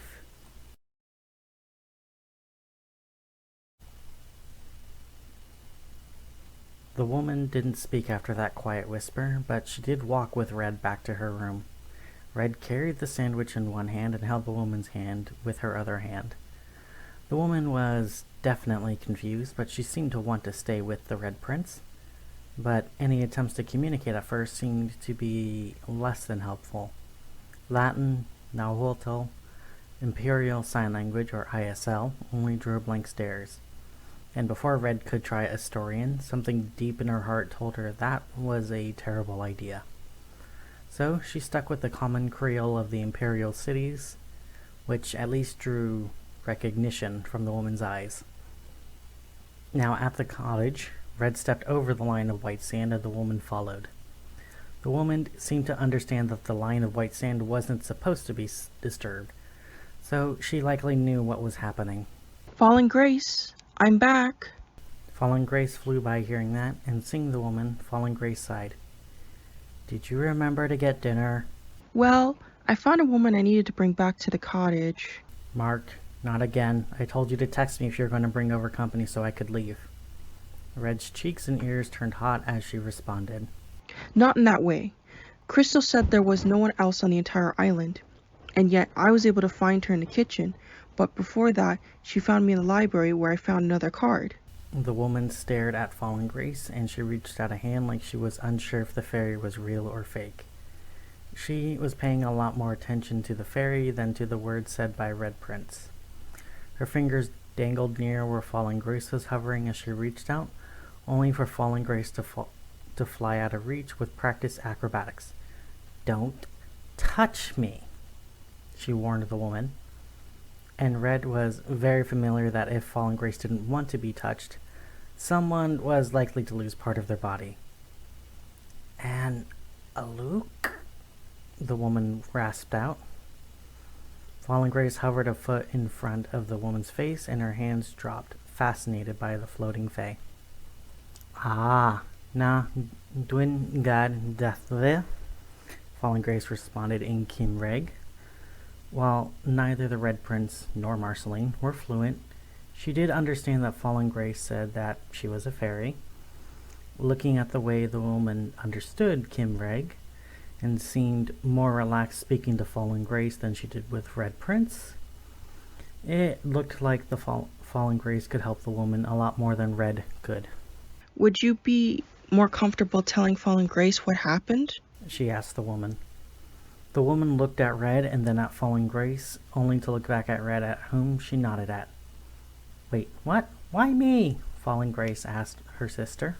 Look, sis, if you want your sandwich, please do this for me. Fine, Fallen Grace said with a sigh as she began to speak with the woman, while Red ate her half of the sandwich. Despite Fallen Grace's small mass, she ate quite a bit, usually many more times than her body mass, at least once a day. When Red Prince asked about it once, Fallen Grace said it was like being a hummingbird, where she was nearly constantly flying, so she needed a lot of calories to keep flying. It didn't explain where the food went, but Red figured that was as likely as an answer, as she didn't want to know any further.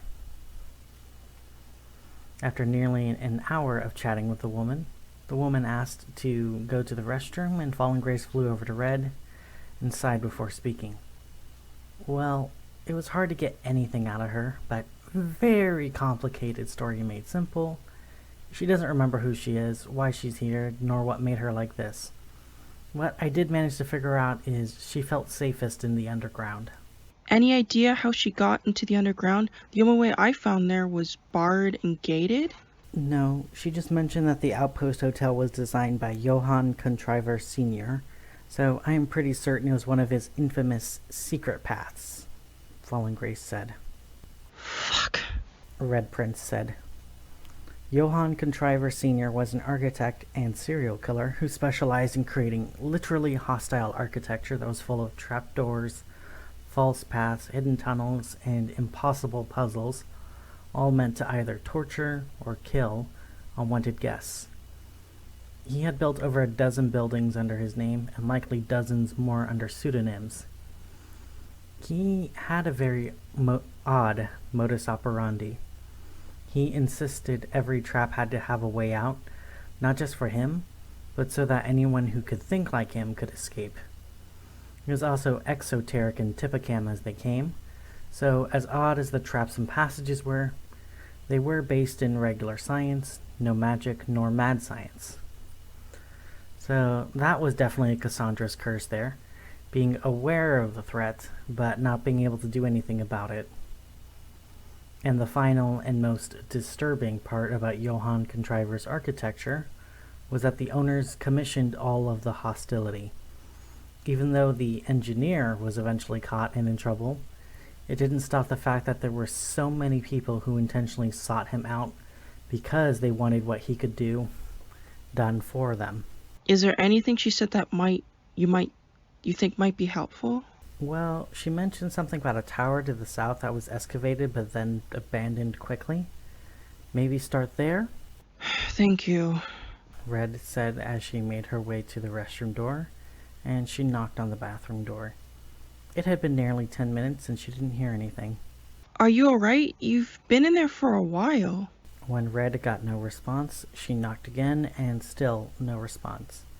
Now worried, she was now ready to do another 5-word test. But after her response to the Black Moon, she decided to do a different one. Rises as it falls, Red said to the door, and Fallen Grace, sitting from her place where she was eating, paused before answering herself. The economy, Fallen Grace responded, while Red listened closely to the door. Not hearing anything, she tried the door handle. Unlocked. The bathroom was pretty typical, except for the full-length mirror next to the sink, in addition to the typical mirror over the sink, and 2 light bulbs in N-shaped sconces. Glancing over the bathroom to try to see where the woman could have possibly gone, her eyes fell back to the 2 sconces. They were shaped a bit oddly, where they looked more like the Latin letter N than a torch. If she was a serial killer with a love of wordplay and unique exits, that's where she would hide the switch. Enlighten, Red said as she grabbed the sconces and twisted them slightly. There was a loud click as the full-length mirror swung open to reveal a cold and dark tunnel. Glancing at the back of the mirror, she realized she could see through it easily. This wasn't a mirror, it was one-way glass that could have spied into the bathroom at any time. Do you want to help me find the woman? Red asked her sister, who sighed and flew over to sit on Red's shoulder. Do I have to? What do you want to say in a hotel room where you can be spied on without your knowledge? Fallen Grace sighed and waved, indicating it was all right. Red grabbed a flashlight and began to make her way down the tunnel. Sure enough, the mirror began to close behind her, sealing her into the tunnel that only led deeper into the dark and the ground. Red followed the tunnel for what felt like 20 minutes before it leveled out, as she followed it through. The tunnel, despite its age, was surprisingly dry and warm, but it made sense. She was likely underwater and underground at the same time, and if any part of it was leaking salt water, then the entire tunnel would have been flooded by now. The stone didn't tell who built it, but there were no turns or splits. At least not until she made it to a T-junction, with one side heading east and the other heading south. Pausing at the intersection, she thought about her choices. There was supposed to be an entrance to the underground to the south, and the tower she wanted to explore was also to the south. But to the east could be anything. Turning right, she followed the tunnel south. Here things got a bit different. Moss was starting to grow on the walls, and there was a dampness in the stones, and she could hear a distant drip.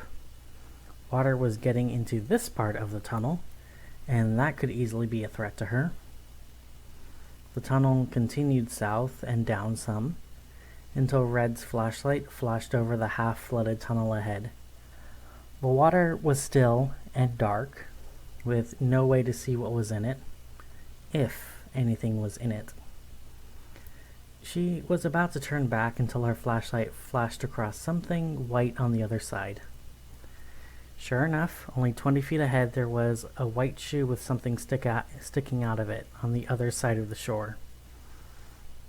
The same shoe that the woman was wearing earlier. So she came this way. Red examined the water and sighed as she removed her jacket with her grimoire and got ready to carry it. She wasn't sure how deep the water was, but her jacket and grimoire weren't exactly very effective at being wet. You might want to fly ahead, Fallen Grace. I don't know if anything in the water, but let's be safe. Fallen Grace responded by flying forward and looking back at the Red Prince. She cared for her, and this was not something she was looking forward to.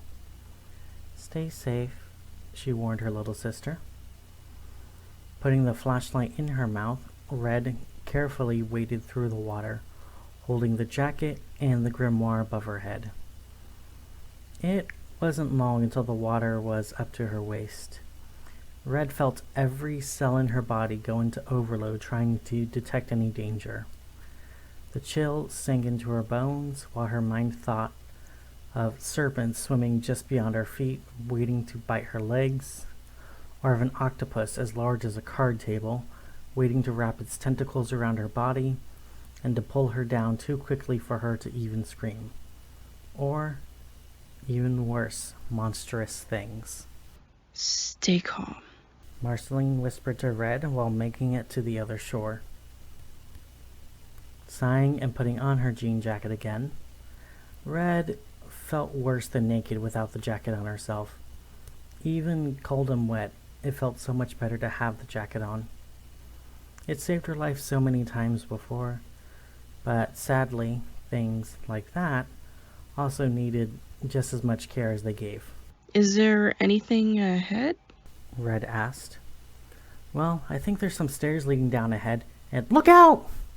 Fallen Grace called out just before Red found her face in the dust-tasting old stone and blood, while something pulled on both her legs, pulling into the water. She couldn't even see what was happening before she was pulled underneath and pulled far from the surface. Whatever was pulling her down was pulling her further and further as the surface was now a distant ripple, growing ever smaller. Her lungs burned even as she kicked at what pulled to her, with no effect. In her panicked thoughts, at first, she wanted to use the esoteric energy in her fist to blast lightning through the water, but the fact that the electricity would just as easily kill her as the threat led her to try to think of something else that might work. She couldn't write in her grimoire underwater.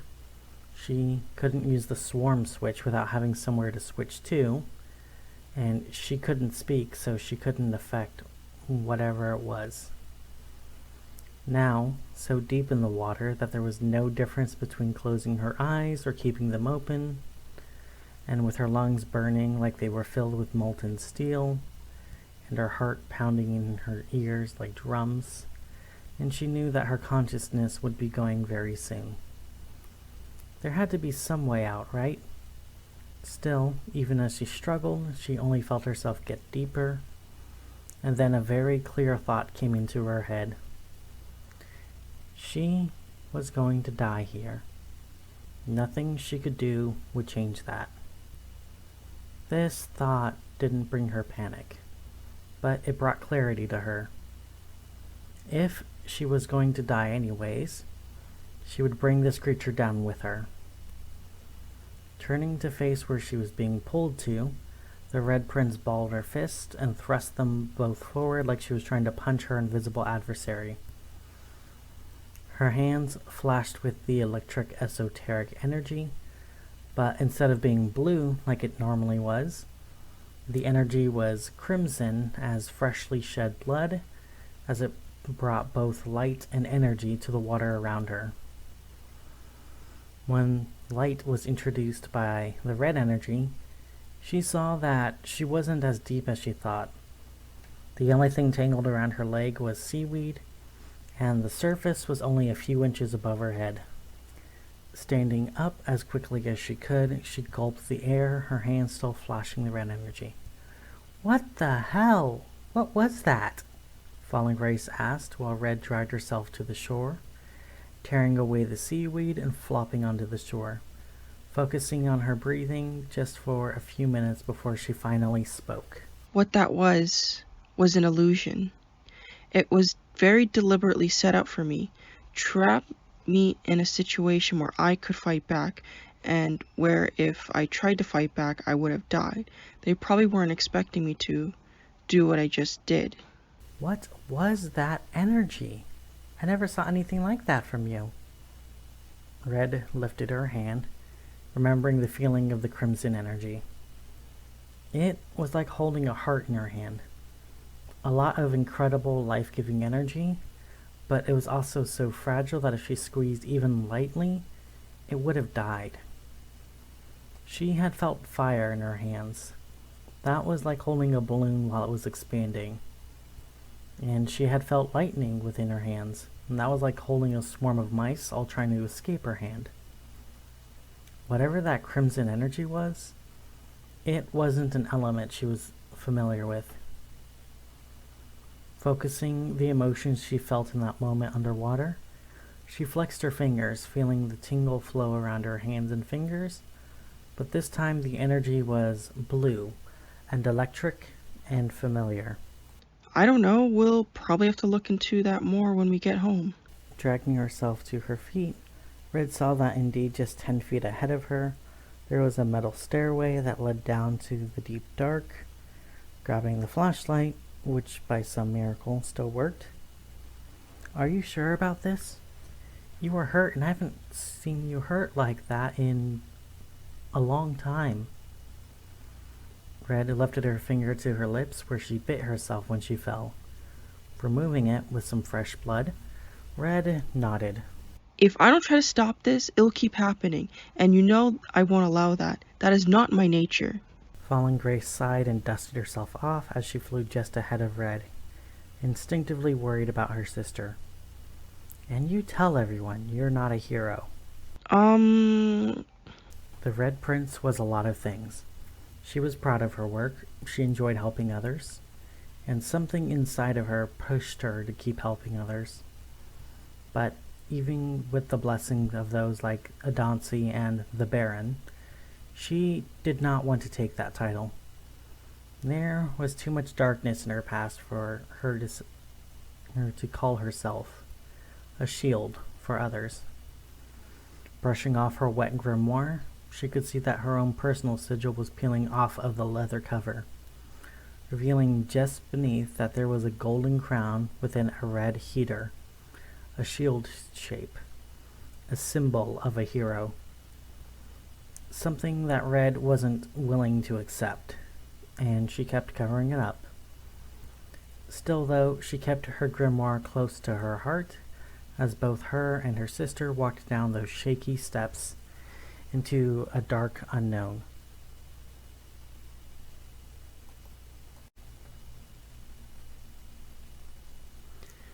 Deep under the ground, Red Prince and her sister Falling Grace followed the tunnel.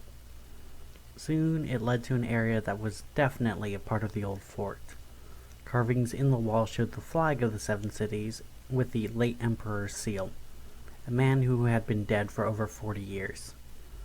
Falling Grace stuck close to Red, flying just parallel to where she was walking and letting the flashlight reveal the secrets on the walls. They listed it as part of Outpost 13, But the path only led one way forward, and the equipment of shovels, supports, and lights were all much more modern. The corporate name on the shovels said it belonged to Madrigal Inc., a corporation that fought to be a mixture of everything, despite international antitrust laws. They also had a corporate insignia of a sun surrounded by 8 crescent moons, which Red recognized also from the lights.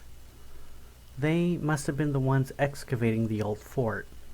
They got their start as geological surveyors during the Great War over a century ago, so it was logical they would do it here also. The path, however, led forward to a granite arch that had a familiar carving on it. Focusing the light on the carving, Red's hand shook when she saw what it was. The carving, that looked centuries old, depicted a knight with no helmet riding a horse. And though there was no color in the carving, Red was certain it was a white horse, and she was familiar with this minor arcana, the Knight of Swords. And the strangest part of the carving, it was cracked down the middle of the sigil. So, what was once contained within this cave was now free to leave. And though Red had not met any arcana at this point, she had remembered the tales from her Nama. Tales about how the witches of Astoria contained beings of great power in the forms of arcana cards and then hid the cards throughout the earth. Even minor arcana cards like the Knight of Swords were still powerful and dangerous. Symbolic of truth, action, and an unhesitant soul, the Knight of Swords was also able to create illusions, encourage impulsive choices, and create dangers for others. Clutching both her flashlight and her grimoire, Red Prince whispered to her sister, "Stay close to me. We don't know what's in there," while Falling Grace landed on her shoulder. Slowly entering under the arch, Red felt prickles across her skin, like she was about to be struck by lightning and she was just waiting for it to strike. The tunnel under the granite arch went forward about 7 meters before turning to the left.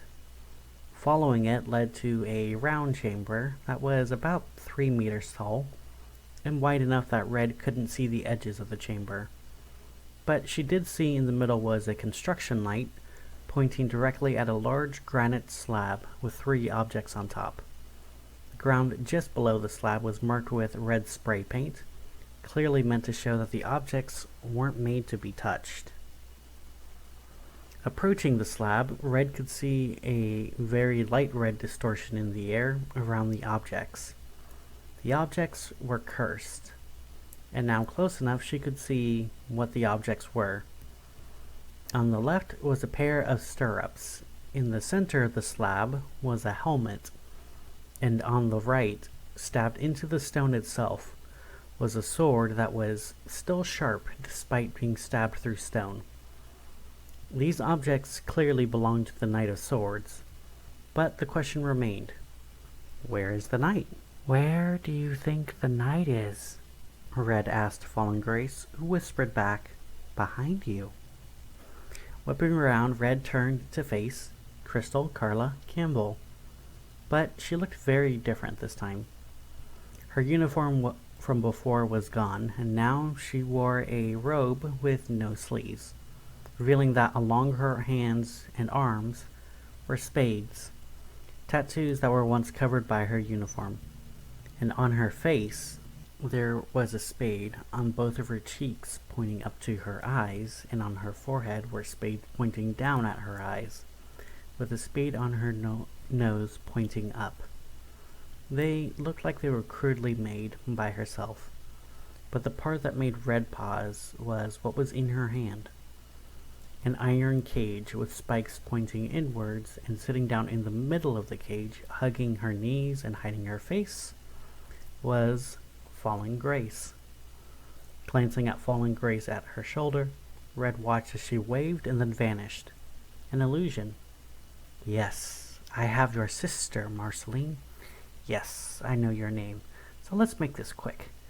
Get me the knight's tools and I'll give you your sister back." At those words, Red felt rage fill her body. She was used to being threatened. She even expected it at her line of work. but threatening her sister was something else. Reaching into her jacket for her grimoire, Crystal lifted the cage to her face and held a knife to the fairy's face, the blade slipping through the bars of the cage. No grimoire, no magic, no tricks, or else the little bitch gets it, Crystal warned Red, while Fallen Grace sank more into her knees. This made Red pause as she felt her rage drain away from her, and she observed the situation.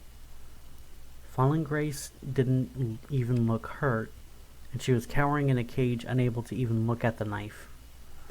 Red took a deep breath and then spoke. "Why do you need me to grab the knight's tools? It's free for you to grab for yourself," Red asked, keeping both tension and emotion out of her voice. Crystal only responded with a laugh. "You think I'm stupid? I know they're cursed to anyone who takes them. I know because you cursed them the last time you were here. Whoever takes the tools of the Knight of Swords will be cursed to be trapped." "I've never been here before." "Oh, I knew you were stupid, but I didn't think you were quite that stupid. Haven't you figured it out yet? The handwriting on the cards was yours. MGP, Marceline Genevieve Pierce. You're marking your own breadcrumbs, but you still missed the most important part." Crystal put her knife away to pull out 7 new spade cards from her pocket before putting them away again. "I captured your sister as soon as you left her alone. You practically gift-wrapped her for me, leaving her in the room alone." "I still don't get what you mean by I have been here before. If I was here, I'd remember." "You really are dumb. That coin in the mail, it had a sigil to erase both you and your sister's memory of this place. You were here before, and you fought the Knight of Swords before, and you killed him, but his power can never die. Most of it's in his tools, but the rest of it found me. The power needed someone strong to control it, so it found me. And it told me how to do so much. How to keep the Isle foggy, how to create illusions that could be seen, heard, and touched, how to erase the minds of others. All I had to do was listen and feed it." "Feed it? What are you feeding it?" "Yes, you cannot get something for nothing. Surely even you must know this much. All magic requires a sacrifice. Their minds were a good snack, but soon you needed all of them. And it isn't enough. It's never enough. I need the power in those tools, and you're the only one who can get them. So there, grab me those tools." "I need your word, a promise that you'll release Fallen Grace safely after I get the tools for you." "Are you serious?" "Yes." "Fine. I promise," Crystal said, clearly not planning on keeping her word. But Red still approached the slab, examining the delicate red of the curse and reading it, understanding how it worked. It was familiar, even if it wasn't something she remembered. She knew how the curse worked, even if she didn't remember casting it, because she knew how she thought. "It's not too late to do the right thing. You can stop here. We can still fix it all," Red pleaded with Crystal, who only laughed again. "That won't work on me. Now, my sword, please." Red sighed as she reached past the translucent red barrier and grabbed the sword, pulling it out of the stone as she examined the edge. Even after being stabbed through granite, it didn't dull at all, and Red could see her own reflection in the blade. But then she tossed it, sword hilt first, towards Crystal, who caught the sword with ease and admired the blade. "Ah, yes. With this sword, I'll be able to smite my enemies," Crystal said to her own reflection. While Red was certain Crystal meant other people, she couldn't help but feel like Crystal was referring to herself. "Crystal, please, just let it go." "No." Give me my stirrups. Now. Red turned to the slab and picked up the stirrups. Holding the leather and metal, she examined it before tossing it to Crystal, who had set the cage down to hold the stirrups in her hand.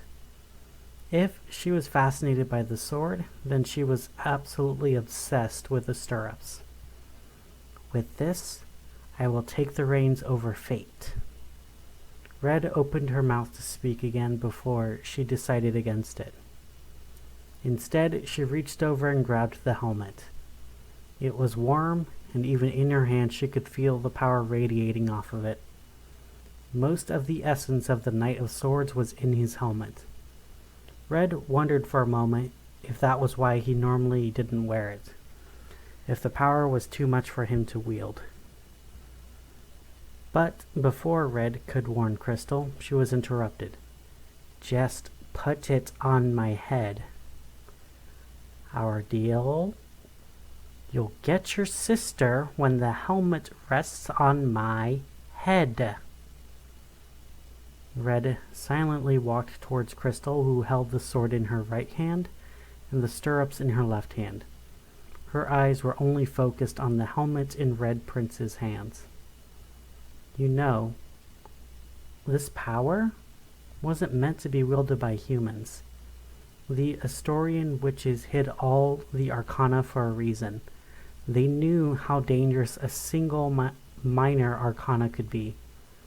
If they were ever all united, they would threaten all that is.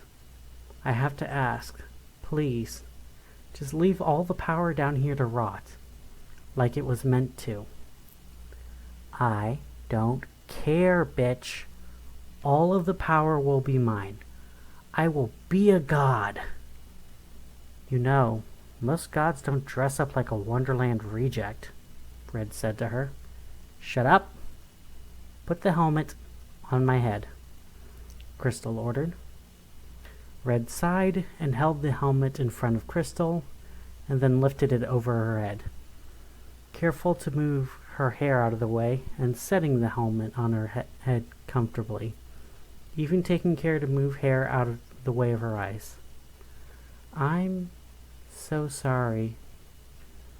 Crystal ignored the Red Prince's apology to her. She was too busy focusing on herself in her own reflection.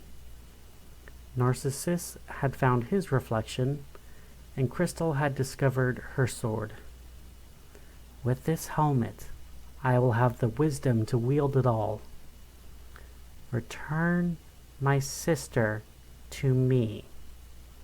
She's right there, Crystal said, not bothering to look away from her own reflection. My actual sister. That's an illusion. Crystal briefly looked away from her reflection while she smiled. Well, looks like you're not completely stupid. She's by the entrance, Crystal said before going back to her reflection. Red turned, and sure enough, Fallen Grace was in a cage made out of the same strange metal as the grate in the floors above. And even now, she was trying to break herself out. Red approached the cage, and when she touched the lock, the cage opened.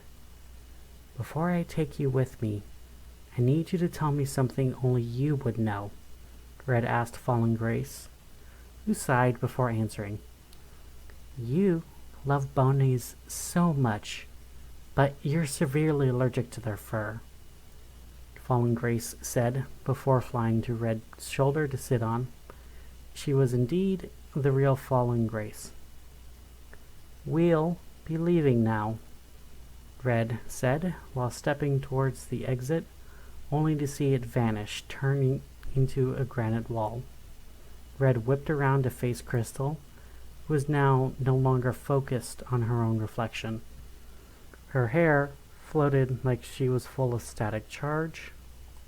Her stirrups were hidden, and she held the sword in both hands, pointing it towards the Red Prince and the Fallen Grace. I agreed to let her out of the cage. I didn't agree to let you both leave. I hunger, and I need to eat, Crystal said, licking her lips before raising her sword like she was about to strike. "I am the Knight of Swords, and I will take what's mine," she yelled before she charged. Red ducked out of the way as the Knight of Swords laughed, slamming her sword hard into the ground. When the sword collided with the floor, walls of granite stone rose from the floor, connecting to the ceiling above. "I'm going to get you," the Knight of Swords called out. Red took a deep breath and removed her phone. "Fucking amateurs," Red scoffed as she turned her camera on and looked at the labyrinth through her phone. Sure enough, the illusion didn't extend as far as the camera. Illusions could be targeted towards people's minds, or it can be a projection, like light. Usually the best way for an illusion to work was to target people's minds, but that also left it vulnerable to third-party views, especially if the third party lacked a mind to fool, such as her phone's camera. And sure enough, the way out was not far, and although some of the walls were real, she could easily see a way out. She could also see the Knight of Swords hiding, and she was easy to avoid. Stepping through the illusions, Red exited the chamber and stood just beyond the arch, the sigil above now whole and no longer shattered.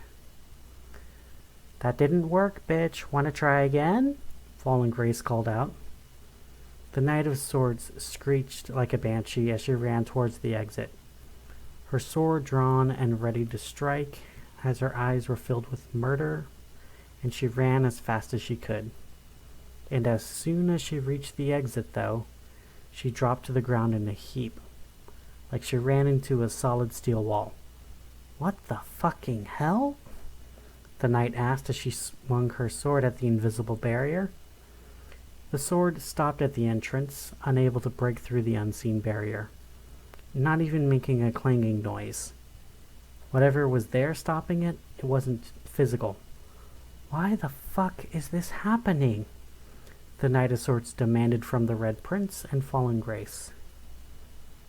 "You didn't understand the curse. The curse didn't apply to those who took the knight's tools. The curse applied to those who possessed it." Crystal's eyes expanded under the knight's helmet as she choked out, "No, no, no, no, no, you're lying. You have to be lying. Whoever possesses these tools shall possess the power of the Knight of Swords. The one who possesses the power of the Knight of Swords is possessed by the Knight of Swords. The Knight of Swords shall remain possessed by the tomb of the living until it is possessed by another. The last time the Knight of Swords was released was because you gained possession of the Outpost Hotel and of his tomb, which released him. But now, there's no one to possess the Outpost Hotel. You're stuck here for the rest of time." No, no, no, no, no, no. I'll let it go. I'll let it all go," Crystal said as her eyes were now filled with tears as she tried desperately to remove the helmet. But despite her grunting and screaming and crying, she couldn't remove the item. Even when she wrapped her fingers around it, she couldn't push her arms up to get it off. She then tried to drop the sword, but despite her best efforts, she couldn't remove her fingers from the hilt unless the sword was held by her other hand. Her tears only grew worse as this happened. "No, no, no, no, no, no. Why didn't you warn me about this?" Crystal asked. "I did." Red stared at Crystal, and then she spoke again. "Speak." "What do you want me to say?" Crystal cried. "Not you," Red clarified. For a moment, Crystal continued crying, before suddenly she froze, and her body stiffened before it straightened, and the true Knight of Swords stood up straight, staring at Red through Crystal's eyes. So, we're here again. How long do you think you can keep me contained this time? 10 years? 5 years? A year? Do you honestly think you can hold me for even a day? I've gotten out before, and my brethren are searching for me even now. Do you honestly think you can handle the Hanged Man, the Empress? Hell, do you think you can handle the 13th Major Arcana? Even here, in the dark and in his own prison cell, the Knight of Swords dared not to speak the name of the 13th Trump Arcana, and quite frankly, Red was terrified of it too. Red glanced at the Knight of Swords, and instead of answering his question, she asked her own. The Knight of Swords was a lot of things, but he wasn't someone who lied, at least when asked a direct question. Who was the woman who led me down here? The Knight of Swords shook Crystal's head. Despite the simple action, Red and Fallen Grace could hear the snaps of tense muscles and bones being moved in ways they were never made to be moved. There is no one on this island, except for who's here, and nobody. Nobody's here? Fallen Grace was shaking on Red's shoulder as the Knight of Swords smiled, turning Crystal's face into a nightmarish scarecrow as the Minor Arcana began to laugh. Not anymore. Someone let them go, he said ominously. The Red Prince turned away from him to begin her walk to the office. There was a lot of file digging that would have to be done. Families that would have to be called and then informed that their loved ones were no longer alive. The Red Prince knew that there was no other useful information that was going to be pulled from the Knight of Swords. Facing away from the knight, she heard Crystal gasp. "Wait," her voice called out. "Please, leave the flashlight. My light here won't last long. I don't want to be alone in the dark," Crystal's voice pleaded. But Red could hear it in her voice. The subtle smirk. The Knight of Swords was trying to get under her skin, reminding Red of another person she couldn't save, who was left under a curse worse than death. "It's the least you can do for us, Mark," the voice now said, sounding like her father and mother speaking together. Red felt her rage rise, and the energy from before tingled from her fingertips and spread through her entire body. Every breath, every heartbeat, and every moving cell in her body only increased its power and increased her rage. Her first instinct was to strike at the knight with this power, but then she felt the tingle ease, and her logical mind took over again. The Knight of Swords wanted her to lash out. It was one of the things that he was good at, making people do rash actions. He was depending on her to break the sigil herself and let him go. She would have to be the bigger person, and as much as she hurt, she knew that hurting him would only hurt others even more.